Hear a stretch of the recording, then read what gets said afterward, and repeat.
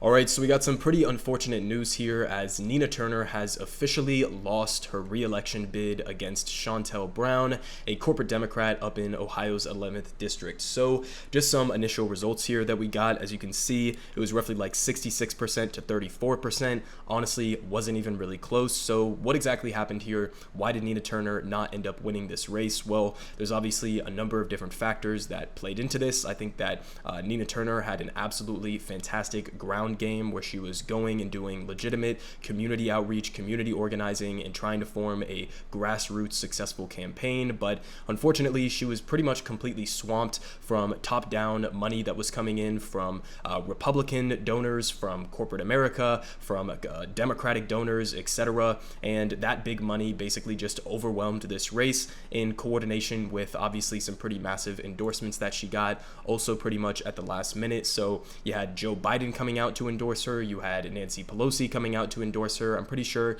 Jim Clyburn also came out and endorsed Shontel Brown. So, you have the big moneyed influences, which we're going to talk about more here in a second. You have these massive endorsements coming out from corporate Democrats. And of course, we all, were aware of this backstabbing by the Congressional Progressive Caucus, where they came out and endorsed Shontel Brown over an actual progressive challenger. Now, this was pretty much the most egregious thing, in my opinion at least, because number one, Shontel Brown shouldn't even be in the Congressional Progressive Caucus. You should at least, bare minimum, have a rule for entry into this caucus that you shouldn't be allowed to take bribes from corporate America. And here Shontel Brown is, simultaneously in the New Democrat Coalition, which is literally a coalition of third-way corporate Democrats. She's also somehow a member of the Congressional Progressive Caucus, while she's also simultaneously taking donations from literal Trump donors. So, not exactly somebody who I would think should belong in the Congressional Progressive Caucus in the first place, let alone get your endorsement over an actual progressive challenger. It's just completely inconsistent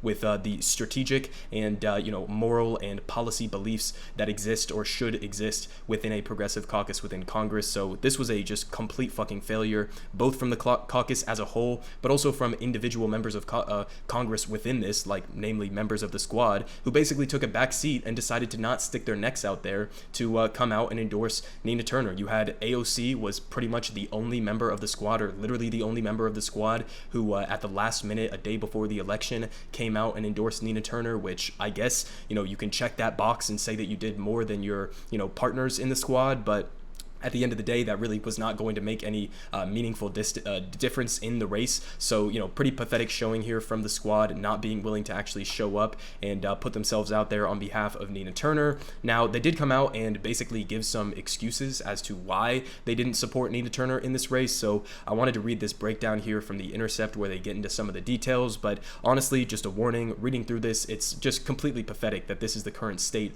of the, so-called leftist insurgency within Congress. It's just completely, pathetic state of affairs. But they say progressives massively outgunned, ditched Nina Turner. Justice Democrats blamed the pro-Israel super PACs run by DMFI and AIPAC for its decision to stay out of the rematch with Ohio Representative Shontel Brown. So they say Justice Democrats, the group that has launched several progressive members of Congress, said it's being massively outgunned by Republican donors giving millions to attack progressive candidates in several competitive races. One of those was Tuesday's Democratic primary in Ohio's 11th district, where incumbent Representative Shontel Brown won with 66% of the vote, and the defeat of Nina Turner, the former co-chair of Senator Bernie Sanders' 2020 presidential campaign, deals a repetitive blow to progressives who backed her run, the second Turner waged against Brown in 9 months. And they say Nina is a giant in the progressive movement, and we're proud to have gone all in for her campaign last year. So talking about the first run, Justice Democrats said in a statement, "The reality is our organization has to be strategic about our priorities. What fucking priorities could have possibly taken place over getting somebody like Nina Turner in office? That's just completely fucking ridiculous." And they say, "The reality of our organization has to be strategic about our priorities as we are getting massively outgunned by Republican donors funneling in millions to super PACs like AIPAC, the American Israel Public Affairs Committee, and the DMFI, the Democratic Majority for Israel, against our existing candidates." So basically their excuse is we don't necessarily have the resources, we're kind of being stretched thin, and so we didn't have the ability to go and support Nina Turner. I think that's an entirely bullshit excuse, and honestly, if you're having fundraising problems, well, one of the best ways that you could raise more funds from a grassroots base of donors would be to actually go and stick your neck out and support a true progressive fighter like Nina Turner. That would energize the leftist grassroots movement within this country, and would probably bring you even more donations as people are seeing that you are actually fighting for leftist insurgencies instead of just trying to protect your own progressive incumbents. I mean, AOC was literally the person who, before she got elected, said, if I'm going in there to be a one-term congressperson, that's completely fine as long as I'm being aggressive and I'm making these substantive challenges to power that are necessary in order to get a progressive agenda passed. That's what AOC said, and it looks like Justice Democrats are sort of morphing into this, protectionary racket where they're just supporting their incumbents and they're not willing to go and stick their necks out in potentially risky races. But again, completely ridiculous, especially considering who Nina Turner is. She isn't just some random person in the progressive movement who had no shot whatsoever at winning this race. She is one of the single biggest, political figures within the left right now, and having her in Congress should have been basically a priority over almost every single other thing. So just a completely ridiculous series of excuses here, but they continue with more details on the money that was flooding in, saying that this year, Brown's campaign was again propelled by outside pro-Israel groups that claimed that Turner stokes divisions and painted her as an anti-Israel candidate, just completely ridiculous. And Brown's re-election campaign was again backed by AIPAC and DMFI, which is funded by $2 million from an oil and gas heir, along with a super PAC funded by a cryptocurrency billionaire. So she's taking money from, GOP, Republican oil and gas people and cryptocurrency scammers.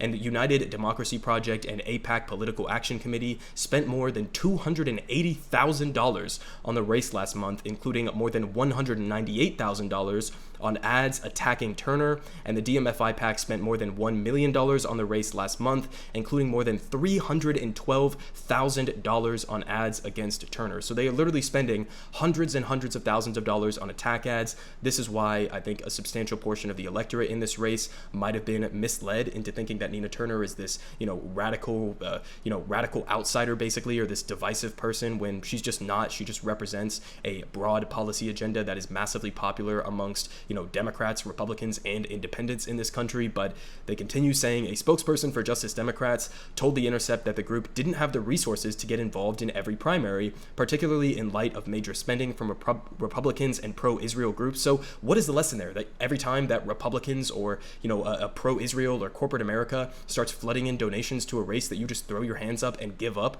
and you don't even make an attempt, you don't even go out and endorse this candidate? I mean, how fucking pathetic is that?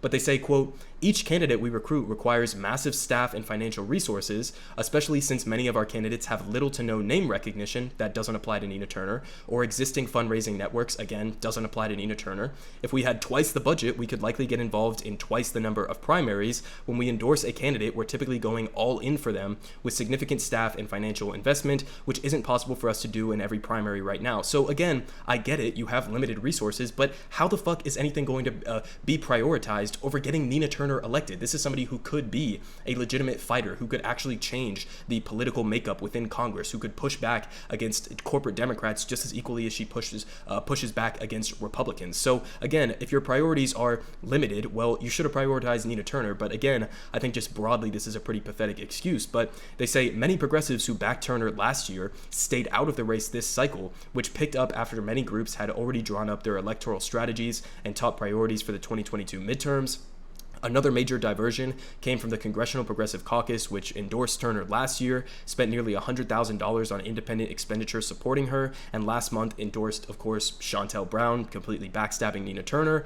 And after her first election to Congress, Brown became a simultaneous member of the CPC and the centrist New Democrat coalition, raising eyebrows. So again, yeah, of course that's raising eyebrows, because these two committees, or these two caucuses, are diametrically opposed in their priorities. You cannot possibly tell me that you're going to be a member of the corporate Democrat coalition and that you should somehow still be allowed in the Congressional Progressive Caucus. So clearly what Shontel Brown was doing in this was disingenuously trying to become a member of the CPC so that she could have that on her record, and so that she could basically go to voters and pretend like she's a progressive and that there isn't a substantive difference between her and Nina Turner. So you completely let yourselves get played here, and it looks like they were just completely fearful of corporate Democrats basically coming down on them and, railing against them or rallying against them for daring to stick their necks out and supporting an actual progressive insurgent candidate like Nina Turner. So, all of that is pretty dark. All of that is pretty grim. And, we're taking L after L in the last couple of days. The Supreme Court decision, the Nina Turner loss, the Amazon labor union failing in their election. But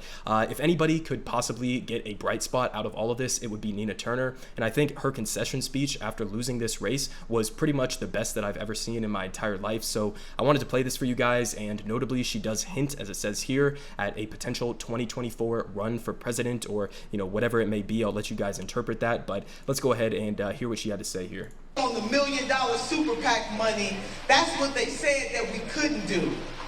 We know that they were wrong, because this is just one step. We have faith and we have the fight. And so let me say this extemporaneously. All right. Sister Turner ain't going nowhere.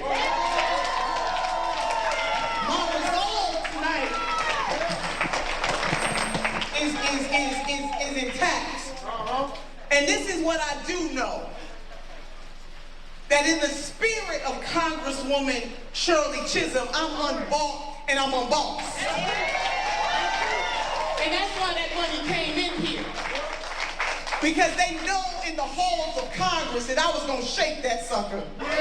On behalf of the poor, the working poor, and the barely middle class. But that's all right, Pastor Early. They can't contain this black girl magic. Because what I am going to do is I'm going to take this magic all over this country and shake it that way. And maybe 2024 is coming.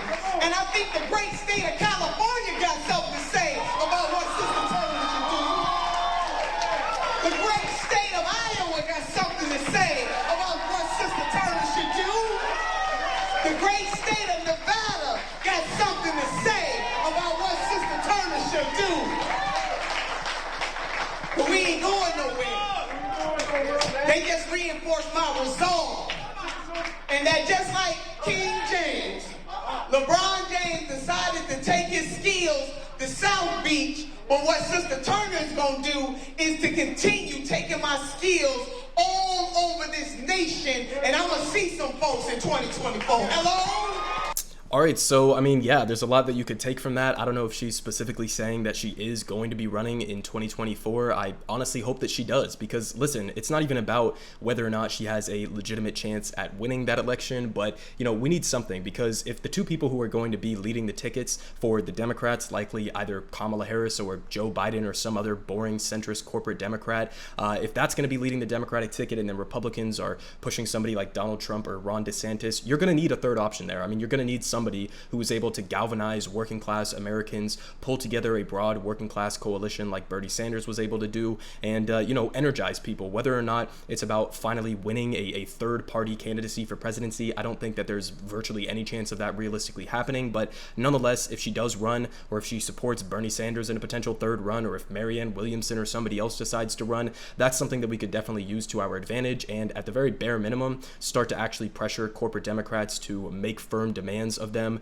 and to make sure that we get some semblance of progressive policy actually passed in this country. So listen, it does obviously suck catching L after L after L like these that we've seen in the last couple of days, but Nina Turner, she is obviously still, having that resolve that she said that she has there, and she's not giving up, so I don't think anybody else should give up. And keep your heads up and keep working for, whether it's unionizing your own workplace or doing community organizing or participating in stuff like that, whatever we can do, getting out in the streets, engaging in direct action, all of that is going to add up. And you can't let these types of losses just weigh down on you and make you give up on this entire process, because at the end of the day, we are right on our policy prescriptions. We are right about the problems and the solutions that need to be enacted in this country. So you keep fighting and you keep relentlessly pushing forward, as Nina Turner is planning on doing now.